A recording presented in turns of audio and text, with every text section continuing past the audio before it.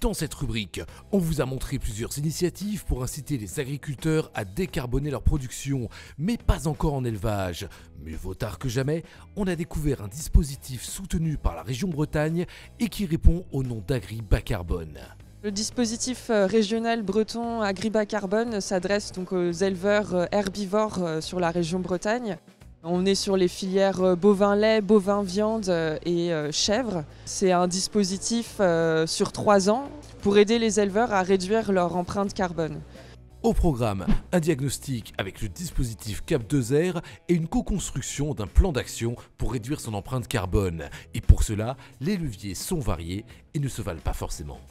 Il y a 2 catégories de leviers. On a les leviers qui permettent de réduire les gaz à effet de serre. C'est plutôt des leviers d'optimisation, des leviers qui touchent vraiment la technique, la zootechnie, et notamment des leviers gestion du troupeau, par exemple, optimiser l'âge au premier vélage, optimiser les effectifs de renouvellement. On a aussi des leviers qui sont liés à la génétique, des leviers qui permettent de faire des gains économiques aussi derrière.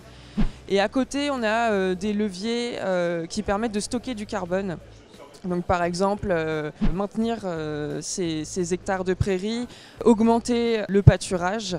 On a aussi beaucoup de leviers liés à la couverture des sols et puis aussi des leviers de stockage supplémentaire, donc pas mal de leviers d'agroforesterie. On a aussi des leviers qui touchent à tout ce qui est épandage des effluents, stockage des effluents.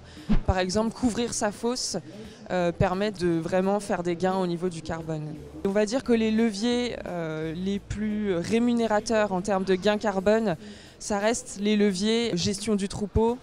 Agri-Bas-Carbone s'adresse à des profils nombreux d'agriculteurs bretons. Et si c'est aussi ouvert, ce n'est pas un hasard. L'une des idées clés de l'initiative est d'inciter les agriculteurs à mettre ces leviers en place le plus tôt possible sur leur exploitation.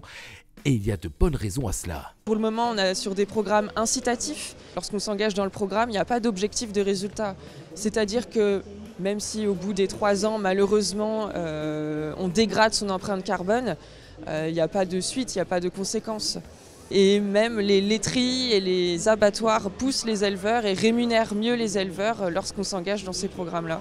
Demain, c'est plus sûr que ça soit si incitatif, ça sera plutôt des programmes malheureusement avec des sanctions, ce sera punitif.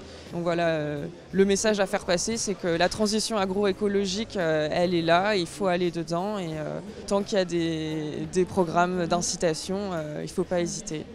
Alors, message reçu. Quant à nous, on se retrouve dans quelques semaines pour un autre épisode de Carbon Farming. Ciao!